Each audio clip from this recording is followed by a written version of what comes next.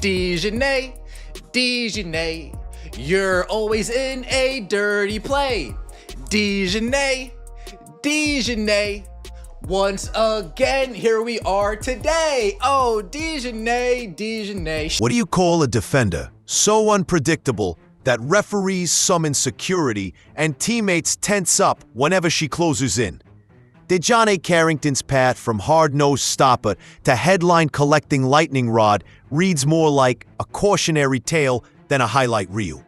In this deep dive, you'll see every eye poke, flagrant whistle, and late-night social media blast that pushed Dallas to jettison its most combustible star and left Minnesota gambling its championship dream on controlled chaos. Buckle up, this ride never slows down. It began as a routine first-round playoff matchup in September 2024. Rookie sensation Caitlin Clark crossed the lane, searching for her trademark floater. Carrington rotated, arrived half a beat late, and raked Clark's eye with a full follow-through.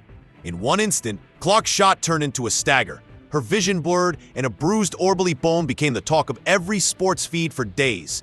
Within hours, still frames of Clark's swelling eye covered X, Instagram, and every basketball subreddit. Analysts dissected the angle, noting Carrington's wrist never angled toward the ball. Slow-motion replays ran beside indignant commentary. That isn't defense, that's recklessness. Now, DiJonai Carrington couldn't keep her hands clean either. Would stand out of headlines on the internet. She was always in headlines, punching players in the eye. And then we have to remember, she nearly injured Paige. Like, everybody forgot about that. Y'all remember when she nearly injured Paige, nearly took her whole knee out? Like, we got to remember all of those things transpired during this basketball season, man. I'm here to tell you, they made it their business to get rid of her. Even casual fans suddenly understood the difference between a hard foul and a dangerous act. Carrington did herself no favors afterward. When reporters pressed for an apology, she shrugged. "I didn't know I hit her," she said, insisting the contact was accidental.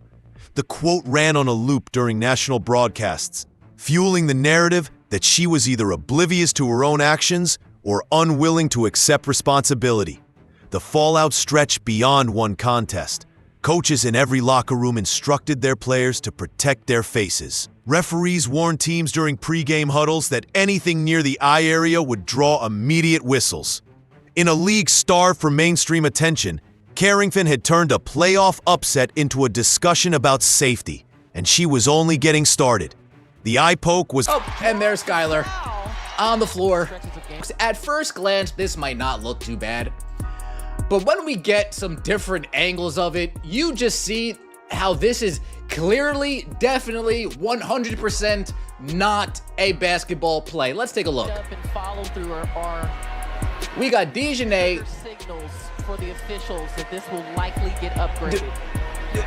DiJonai, did you forget what sport you're playing?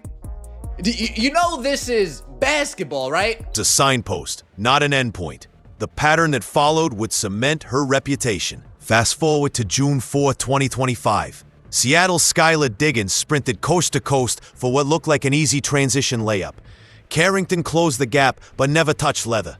Instead, she hammered Diggins across the temple. Diggins collapsed under the basket. The whistle shrieked, and officials needed mere seconds to upgrade the foul to flagrant one. Fans inside Climate Pledge Arena went from murmurs to full-throated boos. TV crews replayed the hit at multiple speeds, pausing at the moment Carrington's forearm met Diggins' head. Viewers didn't see a competitive play. They saw an attacker endangering a star's career. Social media's verdict was swift. If this is how she defends, she shouldn't be on the floor. By this point, league officers had accumulated a folder of Carrington clips. Each showed a common thread: late rotations leading with arms or hands aimed frighteningly high. Commentators began overlaying those plays, illustrating an almost carbon copy motion. Right arm wide, eyes zeroed on the player, not the ball. The evidence of intent was circumstantial yet compelling. Dallas's coaching staff publicly called the foul unfortunate. Privately, they debated reducing her minutes to limit exposure. Teammates started changing practice habits, opting for half-speed scrimmages whenever Carrington switched onto him. A collective question echoed in group chats. When does hustle cross the line into hazard? Answering that question became urgent once Went and kind of swatted at Caitlin. Did you intend to hit her in the eye? And if so, could you just, or if not, either way, could you talk about what happened on that play? I don't even know why I would intend to hit anybody in the eye. That doesn't even make sense to me. But no, I didn't. I didn't know I hit her, actually. I was trying to make a play on the ball, and I guess I followed through and I hit her. So obviously it's never intentional. That's not even like the type of player that I am. Carrington's chaos spilled over from opponents to her own sideline. May 21st, 2025, at Minnesota's Target Center offered the most shocking proof yet. Jessica Shepard went up for a routine jump hook. Carrington soared from the weak side and, in classic fashion, aimed high. She caught Shepard square in the nose, drawing blood in another flagrant. The whistle sounded, then the real disaster unfolded. Paige Beckers, Dallas's prize young guard, rotated under the rim to help. Carrington's momentum carried her sideways, crashing into Becker's planted leg. In slow motion, Paige's knee buckled, her ankle twisted, and she limped away, grimacing at the teammate who had just risked her season. Inside the Wings locker room, frustration finally spilled into the open. Veterans confronted Carrington, reminding her that team success extends beyond personal intensity. Trainers expressed concern that daily drills would turn in hazardous. One assistant coach reportedly told management, "Our practices feel like we're prepping for a bar fight, not basketball." Even rival players spoke out. Minnesota's bench could be seen shaking their heads in disbelief on the broadcast. Post-game, Lynx forward Nafisa Kalia commented, "Aggression's fine, intent to hurt isn't." The quote spread quickly, adding respected voices to the growing chorus demanding consequences. If teammates felt unsafe and opponents felt targeted, officials would soon experience Carrington's volatility firsthand. May 30th, 2025 in Chicago produced an unprecedented scene. The sky edged the Wings 97-92. Emotions ran high, and players lined up to shake hands. Carrington, seething over a late foul call, marched toward referee Roy Golbian. Courtside cameras caught animated gestures. Audio picked up raised voices. Suddenly, Golbian signaled to arena security. Two guards hustled over, positioning themselves between official and player. Veteran broadcaster Lisa Byington fell silent for a beat before remarking, "I never seen that in the WNBA." Fans at home echoed their shock. A pro referee needed protection from a single athlete. Carrington tweeted afterward that she was having a civil conversation, calling the security response insane. The post garnered thousands of replies, most pointing out the contradiction between her self-description and her growing list of flagrant fouls. League insiders knew what the tweet really signified. Zero I'm remorse. Sorry. You don't get to plow through somebody's back, almost injure a teammate, and then say, yeah. And then, like, claim that you've done nothing. You've done nothing. Like, and people are like, stand on business. She's like trying to laugh at it. I'm like, no, you're just Pat Bev. You're not Draymond, you're Pat Bev. Like, realistically, you're Pat Bev. That's it. And like, look, I mean this when I say this. It was a dangerous play only for Paige. Check this out right here. Yeah, you see this guy right here? Right in this Gentero area? Let me just, you see this guy? The ref asked this dude to step out here. All right? Now, Cheryl Swoops wants this referee fired. She wants him fired. Look, he felt something. He felt something was amiss. Of course, Cheryl Swoops. And no awareness of how her presence affected those around her. The WNBA's disciplinary committee, already reviewing prior incidents, flagged the Chicago confrontation as a tipping point. Behind closed doors, Dallas owner Greg Bibbs asked front office advisors a blunt question. Can we afford to keep her? The answer, measured in potential fines and damaged relationships, leaned toward no. Even so, front office action often waits for the perfect storm. That storm came in August, and it hit like a trade deadline thunderclap. By mid-season, the Wings were hemorrhaging goodwill. Sponsors voiced concerns about being linked to player safety controversies. Season ticket renewals dipped as families feared bringing children to games showcasing violent highlights. The PR department spent more time fielding crisis questions than promoting community events. On court, the disruption was just as clear. Game flow suffered as opponents baited Carrington into quick double techs, forcing Dallas into early penalty situations. Coaches dreaded tight fourth quarters because one ill-timed elbow or eye poke could and she's not going to be going for your tomfoolery, your BS. When you get over there, trim the nails down, play basketball, and stop all that nonsense that you be doing. Stop all the flagrant fouling. Look, Cheryl Reese ain't going to be going for all that. She ain't going to be going for your bull crap. You will be buried in the bench over there too. Cheryl Reese will bury your ass in the bench over there too. Bring your game, not your name. Bring your game, not your fake fame. Swing momentum. Analytics staff noted that games with Carrington logging 20 minutes or more included, on average, 3 additional stoppages for review. The locker room culture frayed. Younger players eager to learn instead studied how to sidestep drama. Training staff stocked extra protective gear. Carrington's supporters argued the team needed her edge. Detractors pointed to a losing record when she committed multiple fouls. Head coach Latricia Trammell, once her biggest advocate, quietly shifted rotations, closing critical stretches with calmer, more reliable wings. Business, basketball, and brand value all created at once. The equation became simple.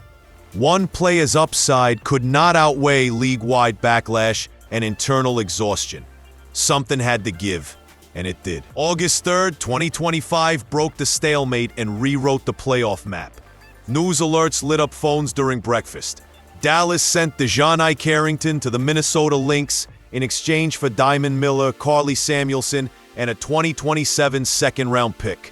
For the Wings, it felt like shedding the weight.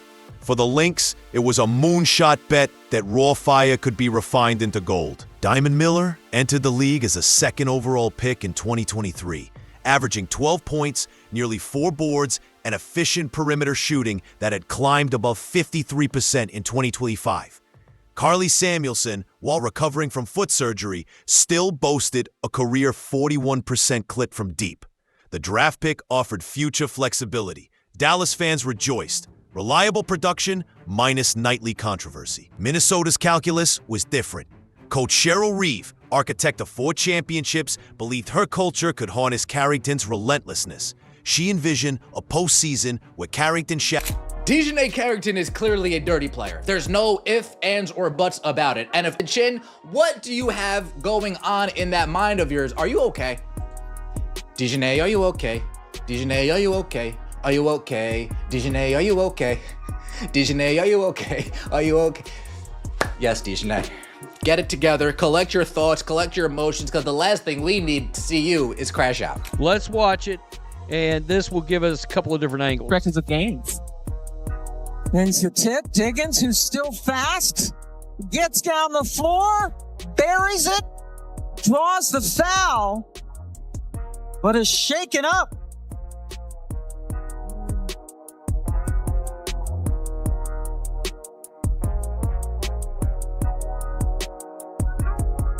shadowed Sabrina Ionescu or Jackie Young, turning elite scorers uncomfortable.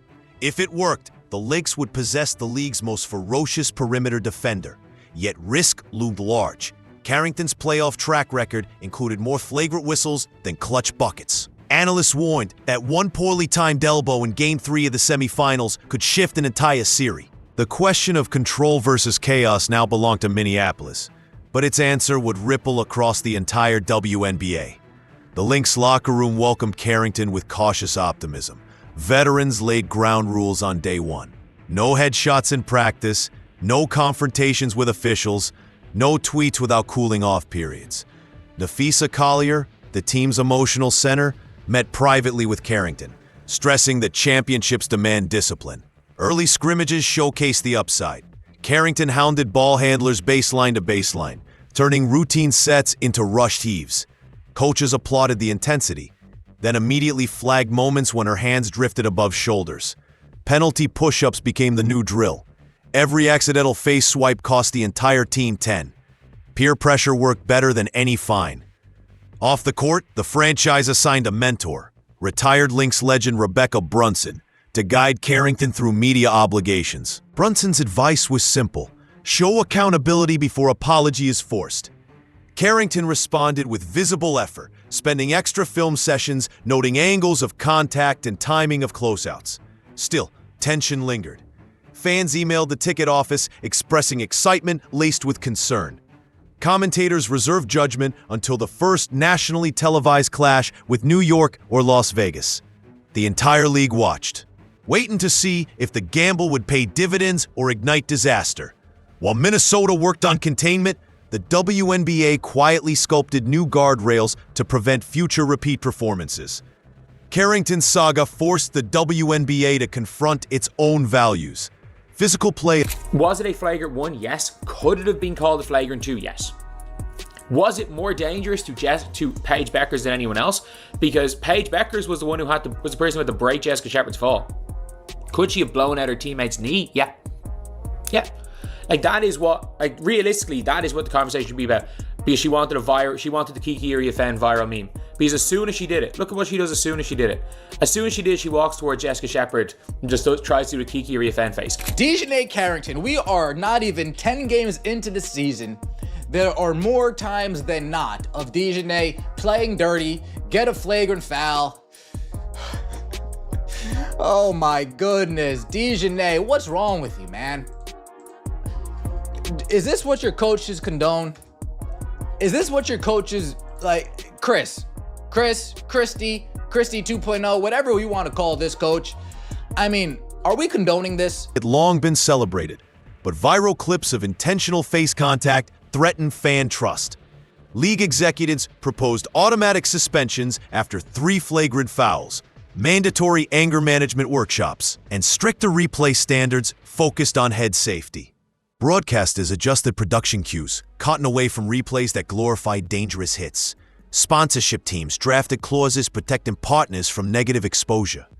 Even youth camps took notice, emphasizing that defense requires footwork, not flailing arms.